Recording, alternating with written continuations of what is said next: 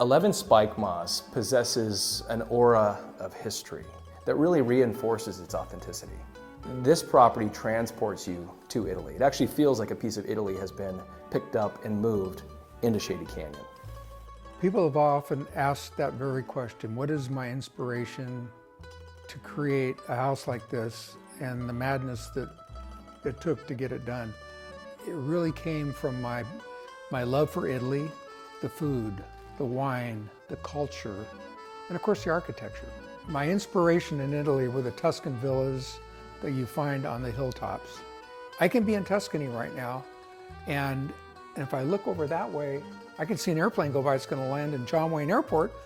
We're in the middle of Orange County. You look out, you can see the ocean, you can see the city lights, you can look at the other way. It's a whole different look at it. But the goal was authenticity. But Richard Krantz and Bob Smith, they knew what I wanted, and the question was, Richard, can you design it? And Bob, can you build it? He said, I just purchased the best property in Shady Canyon. Shady Canyon is one of the most picturesque, exclusive enclaves in all of Southern California. It was almost as he just needed someone to help make his vision and his dream come true. He knows what he likes, especially when he sees it, and so it made it easy for me. I knew what they wanted and I knew the direction. The location and site itself are unlike anything I have ever represented. As soon as I drove out here and I could see the property, it's off at the end of a cul-de-sac, off on a hill by itself, surrounded, and there aren't any houses that are really close by. Richard immediately jumped on an airplane, went to Italy for a couple weeks, took 1 million pictures, came back. And in some ways, this house is more authentic than a lot of the things I saw in Italy, because I was able to take all the best. I was able to take more than just one hand and put all of these spaces together. As you enter those gates and drive into the courtyard and meander through every part of the home, you're just overwhelmed by just different emotions. An Italian hill town often has a very narrow gate, and there's a pedestrian gate, and then there's a motor gate, and then there's a courtyard. It's narrow at the beginning. To somebody coming down the street, it could be a mystery. I love a house that's a mystery rather than showing it all off at once. Anyone that comes into the courtyard, they could just experience the courtyard, and that would be enough. But there are about 10 other experiences that would be unexpected and surprising. I love to do surprise. He would like to have had this house be built from a pile of old rubble in the backyard, old bricks, old stone, old broken tile. He wanted to see that. Authentic ingredients. This was something important to Tom. I probably took 16 to 20 trips to Italy. Almost every piece of this house I selected in Italy. As I'd get back from my trips, the containers would start rolling in on the gates, and my builder Bob was looking and he goes, man, where are we going to put all this stuff? There were over 100 containers shipped from Italy containing reclaimed materials that you see displayed throughout the entire property. Containers full of great stuff, and there was a container coming. I do remember that we only had a certain amount of time to unload it. Probably 250 beams. All these arches, there's so much framing and specialty framing up above all this. Having lived in Italy myself for a year, I'm very, very familiar with the Italian landscape, namely Tuscany, and a lot of memories surface as I walk through this home. And most notably, the 15th century water well from San Gimignano. Was antique hand-wrought iron, actually hand-wrought iron, hundreds of years old, that Tommy found in Italy. The water well from San Gimignano, which is a treasure to get out of the country. A well is above a cistern, and that's where the water comes in sometimes and is stored on.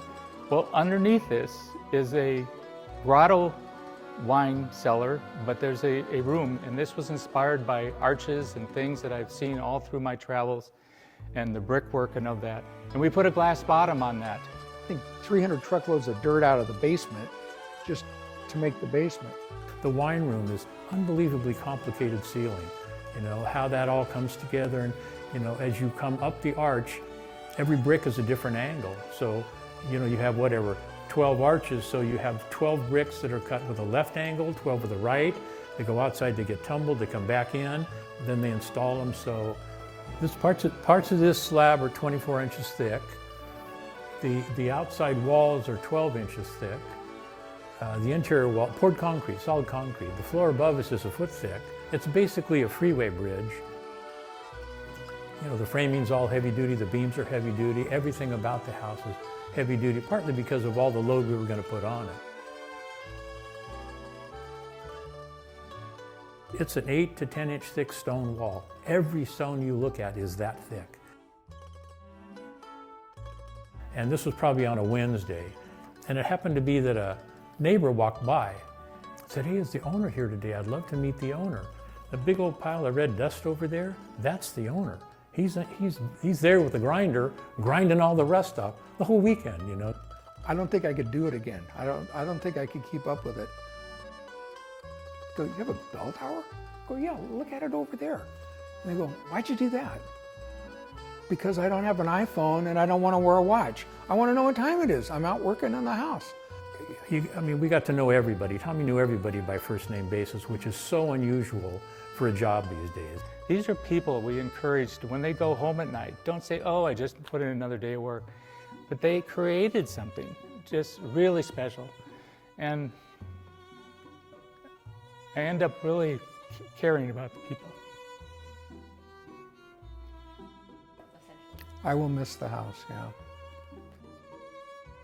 You actually feel that passion and love for this process in every inch of this house.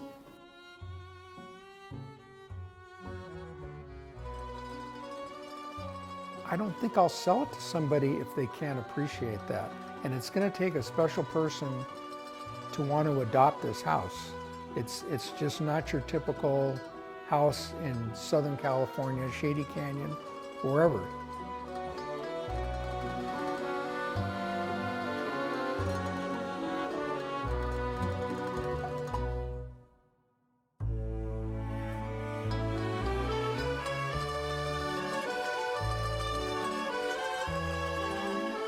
They would go, "Oh yeah, Senior Tom, go, magnifico." I mean, I get the seal of approval.